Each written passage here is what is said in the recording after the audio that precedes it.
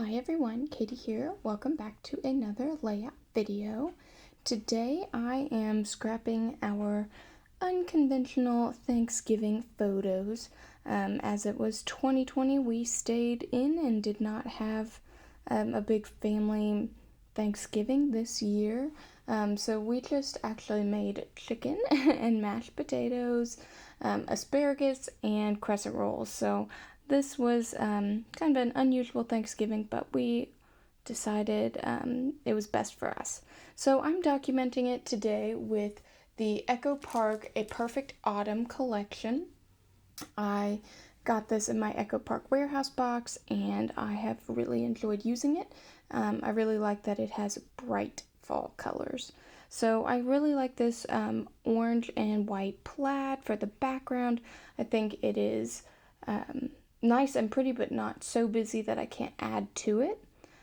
So I'm adding just a little red border around each of my photos. I want them to be layered just a little bit so that I will be able to kind of nestle them together along with some other background papers. So I use this cut apart sheet just actually for the background, the B side, the brown.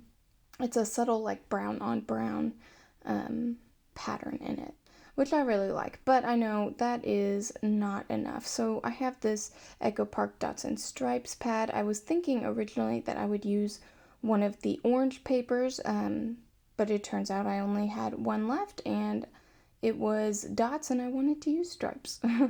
So I went ahead and decided that the gray would work well enough for us. So I add that gray paper behind my photo and I want something a little bit more. I have this border strip that I'm looking at and I really like the kind of wavy edges to it, so I have to fussy cut out all the little wavy bits, but that's okay. When I am fussy cutting, it's not something that I find tedious or boring, which I know some people do, and if that's not your thing, don't do it. But I find it honestly kind of relaxing, though it is time consuming. I always try to make sure I use the inner part of my scissors, and this time I did use my big scissors. I do have small detail scissors, which I will use for fussy cutting, but that's what I like to do with like really small things that I'm cutting out. With something like this that's a pretty standard pattern, just the little waves, I think it's easy enough to just use my big scissors and use that inner part of the scissor to cut everything out. So this little paper, it's white with different color fall words on it. It was just a scrap I had in the collection kit along with the different color stripe paper. Both of those I think just work. I wanted a lot going on this page. I like all the colors. I like that it is kind of busy.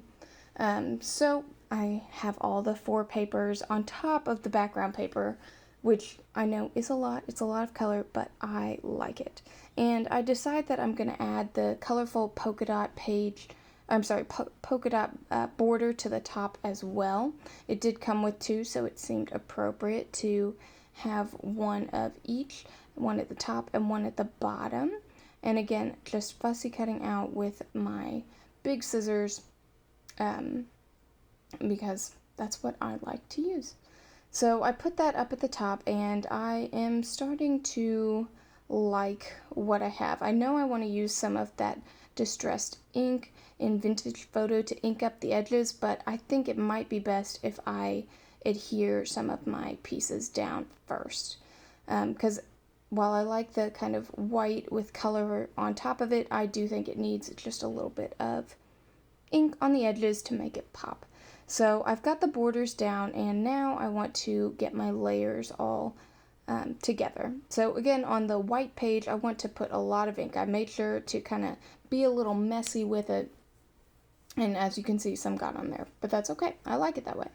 On the gray paper, I wanted to add a subtle border, so I made sure to be a little more careful with the gray, and I didn't ink quite as much on it.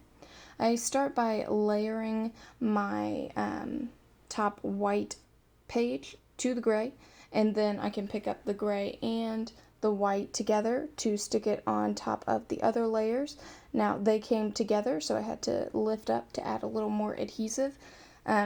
This may not be the best method for creating your layers or adhering your layers. It probably could use a little bit more adhesive, but I find it to be fairly easy, and it stays, where I want it to stay. I don't have to, redesign my layers as I'm doing it. And then I'm just adding my photos on top again, right where I want them to be. And now I go ahead and take that distress ink and put it all over the side of the main page. And I like how it gets on the border as well. That was my goal with that. So I'm liking what I'm doing with my layers. I have these cute little, they're puffy turkey stickers from Jolie's Boutique. I got them on clearance at Michael's recently, and I really wanted to use them for my Thanksgiving page. So I made sure a couple times that they would work and go in my layout well. So I make a little journaling box just out of a piece of scrap cardstock, and I'm writing down a little bit of journaling just about how, hey, this was a different year. We had an unconventional Thanksgiving dinner, but it was honestly one that I preferred, and we just enjoyed some time hanging out on the couch, eating our food. We did get to Zoom with our family, but we did not have our normal Thanksgiving, but thus is 2020, so, it's okay for 1 year. We'll make it through. So that's all I'm writing there in my little journaling box that I'm gonna stick down here as kind of like another layer on my big cluster. And then I'm looking into my embellishments. Now, at the beginning of the video, I know you saw I had a bunch of them. They don't all make it on here, but I do like what I have. So I have these thickers. They're alphabet thickers, and I believe, they're called Everywhere, and they kind of look like they have vintage maps on them. But I really just liked that the colors looked very fall to me. And I decided that I was going to use them here. I'm trying to spell out Thanksgiving, but as you can see, I get thanks on there, and I realize giving is not going to fit nicely in that area. So I decide to change it up, and I stick the word giving over there on the left side of the page. Now I know I'm going to move thanks over, so it's not just a weirdly spaced out Thanksgiving.